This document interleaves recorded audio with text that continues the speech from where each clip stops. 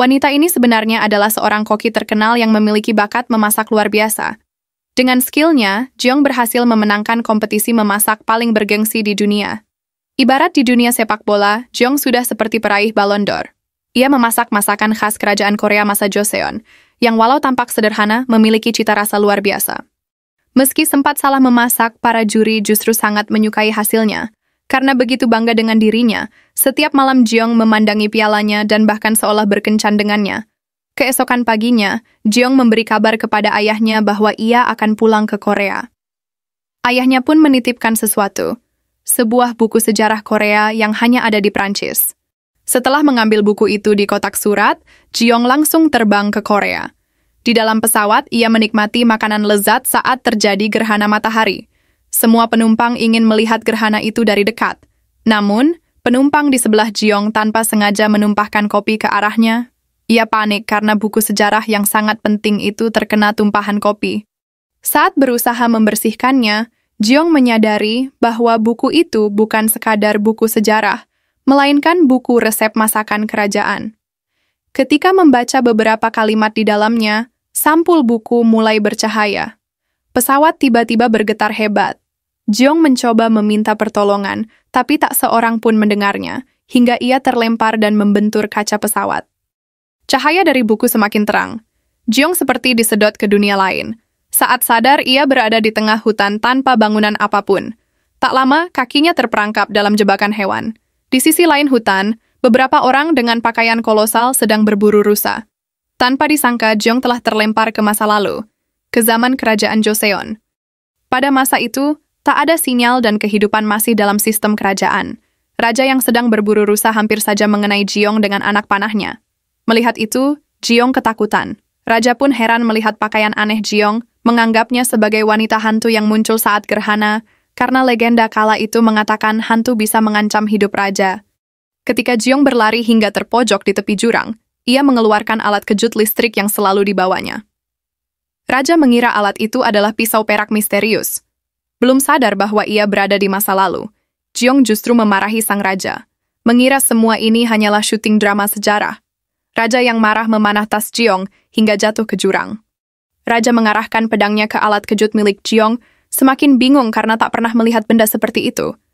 Saat hampir menyerang, tiba-tiba pemberontak muncul dan menyerang raja dari belakang. Mereka berdua terlempar ke jurang dan jatuh ke sungai. Jeong melihat raja tertusuk panah dan segera menolongnya dengan memberikan pertolongan pertama. Ketika raja sadar, ia kembali menuduh Jeong sebagai hantu wanita yang datang untuk mencelakainya. Seberapa keras pun Jeong menjelaskan siapa dirinya, raja tak percaya. Beruntung, Jeong memiliki kemampuan bela diri taekwondo. Ia berhasil membuat raja pingsan sesaat dan mengikat tangannya agar bisa mencari tahu di mana ia berada.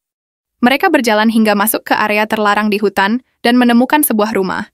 Di sana, Jeong mengganti pakaian dan bertemu seorang wanita yang tampak ketakutan. Ia menenangkannya dan bertanya apakah ada bahan makanan di rumah itu. Setelah hari yang panjang dan penuh kejadian aneh, Jeong mulai merasa sangat lapar dan ingin memasak. Ia menemukan beberapa bahan makanan, menambahkan mentega dan saus dari masa depan yang masih disimpannya di pakaian. Aroma masakannya menggoda. Jeong bermaksud membagi makanan itu kepada raja, namun karena gengsi, raja sempat menolak. Akhirnya, Jeong dan wanita itu makan bersama dengan lahap, membuat raja menelan ludah menahan lapar. Akhirnya raja menurunkan egonya dan ikut mencicipi.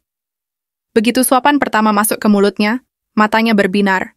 Meski sempat kepedasan karena saus modern, ia sangat menyukainya. Masakan Jeong mengingatkannya pada masakan ibunya.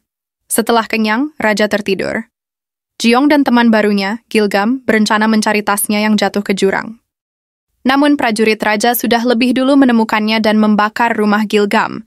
Raja pun memerintahkan pasukannya kembali ke istana. Sementara itu, Jeong masih berada di tepi sungai bersama Gilgam. Saat mereka hendak pergi, Jeong melihat beberapa orang mendekat dan tanpa pikir panjang ia memanggil mereka. Tapi, siapakah orang-orang itu sebenarnya? Wanita ini baru saja mengalami hal yang aneh, di mana ia terlempar ke masa lalu, tepatnya di zaman kerajaan. Bahkan Jeong sempat mengira bahwa raja yang menemukannya adalah seorang aktor yang sedang syuting drama sejarah. Karena itu, Jeong memperlakukan sang raja sebagai orang aneh yang berkhayal. Jeong juga sudah menemukan teman baru di sini yang mau membantunya. Namun, Ia masih belum sepenuhnya yakin dan percaya kalau sekarang benar-benar sudah kembali ke masa kerajaan. Jiung sempat pasrah di tengah sungai saat mencari tasnya yang dibuang oleh raja. Saat melihat beberapa orang lewat, Jiung malah memanggil mereka. Gilgam, orang asli zaman itu, sangat panik karena ia tahu malam ini para wanita akan dikumpulkan oleh sekretaris raja untuk dipilih menjadi selir. Sepertinya Jiung sudah membuat kesalahan besar. Mereka pun dibawa ke kantor gubernur untuk ditahan sementara sebelum dibawa ke istana. Di dalam kantor gubernur, sudah banyak wanita lain yang ditahan. Jiung semakin bingung dengan apa yang terjadi dan mulai percaya bahwa dirinya benar-benar terlempar ke masa lalu. Karena terlalu panik dan membuat keributan, Jiung malah dibungkam mulutnya. Ia mencoba mengingat kembali apa yang telah terjadi. Jiung mulai mencemaskan dirinya karena tadi ia sudah mempermalukan sang raja yang dikiranya aktor. Para prajurit di kantor gubernur segera menyeleksi wanita yang akan dijadikan calon selir. Namun saat giliran Jiung, ia berkata bahwa usianya sudah 27 tahun. Menurut prajurit, Jiung terlalu tua untuk jadi selir. Ia pun digabungkan ke kelompok wanita yang dianggap tidak pantas menjadi selir.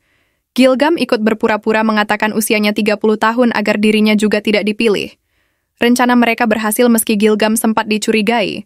Di sisi lain, sang raja sedang mencari keberadaan Jiung yang telah mempermalukannya seharian. Pengawal kerajaan mengatakan bahwa berdasarkan jejaknya, Jiung dibawa ke kantor gubernur bersama wanita lain yang akan dijadikan calon selir. Jiung dan kelompok wanita yang dianggap tak pantas menjadi selir dibawa ke dapur kantor gubernur dan diminta memasak hidangan untuk tamu kerajaan yang sebentar lagi datang. Jiung kagum karena bisa melihat alat masak tradisional yang selama ini hanya ia lihat di museum. Perwakilan dari kantor gubernur datang dan mengatakan bahwa mereka harus memasak 9 lauk untuk tamu kerajaan. Sebagai chef hebat di masa depan, Jiung tidak mau memasak sembarangan. Ia harus tahu siapa yang akan memakan masakannya agar bisa menyiapkan hidangan yang tepat. Karena dianggap lancang, Jiung diberi syarat. Jika ingin tahu siapa tamunya, ia harus memasak dengan sempurna. Jika gagal, nyawanya menjadi taruhannya. Tapi jika masakannya memuaskan, ia akan dibebaskan malam ini. Tamu yang datang adalah sekretaris kerajaan, tangan kanan raja yang terkenal licik dan sering menghina makanan yang disajikan. Namun Jiung tidak takut. Ia malah mengajak para wanita yang dikurung untuk memasak dengan benar. Sebab jika masakan mereka enak, semua bisa keluar malam ini dengan selamat. Namun baru akan memulai, Jiung langsung kena mental, karena bahan-bahannya sudah mulai membusuk dan tidak ada daging segar. Untung Gilgam punya penciuman tajam dan menemukan keberadaan daging segar di gudang. Para wanita yang hidupnya terancam mulai memasak, mengandalkan Jiung sebagai pemimpin. Teknik dan skill memasak Jiung dari masa depan membuat semua orang kagum. Ia juga tak menyangka bahan makanan zaman dulu punya cita rasa unik. Tapi saat mengolah daging, ia mendapat masalah karena dagingnya sangat alot. Jiung berpikir keras bagaimana cara membuatnya empuk. Setelah mengingat semua teknik yang pernah ia pelajari, Jiung teringat satu metode dari Prancis untuk membuat daging empuk. Daging dipotong kecil-kecil, dibungkus dedaunan dan rumput laut, lalu dimasukkan ke air bersuhu 50 derajat dan direbus pelan. Setelah itu, air dicampur air dingin untuk menjaga suhu. Jiung menggunakan tangannya untuk mengukur suhu, karena di masa ini tentu tidak ada termometer. Setelah suhu pas, daging dimasukkan dan hasilnya luar biasa. Teknik dari masa depan ini menciptakan cita rasa daging yang belum pernah dirasakan siapapun di masa itu. Tamu kerajaan pun tiba di kantor gubernur. Jiung harus segera menyelesaikan masakannya. Saat sekretaris raja menyeleksi para wanita yang dikumpulkan, ia tidak puas dengan hasil pilihan gubernur. Namun gubernur dan tamu kerajaan akhirnya duduk untuk mencicipi masakan Jiung dan para wanita lainnya. Melihat penampilan masakan Jiung, mereka langsung menghina. Potongan daging seperti itu dianggap tidak pantas disajikan untuk tamu kerajaan. Semua koki dari dapur dipanggil menghadap. Perwakilan gubernur mengatakan bahwa mereka akan dihukum. Namun Jiung tidak terima dan membantah karena masakan belum dicicipi. Dengan berani, Jiung menantang mereka untuk mencicipi terlebih dahulu. Ia yakin masakannya bisa mengubah pandangan semua orang. Inilah awal dari ujian besar bagi Jiung di dunia masa lalu, bukan hanya untuk bertahan hidup, tapi juga membuktikan kehebatannya sebagai chef sejati. Lanjut part berikutnya.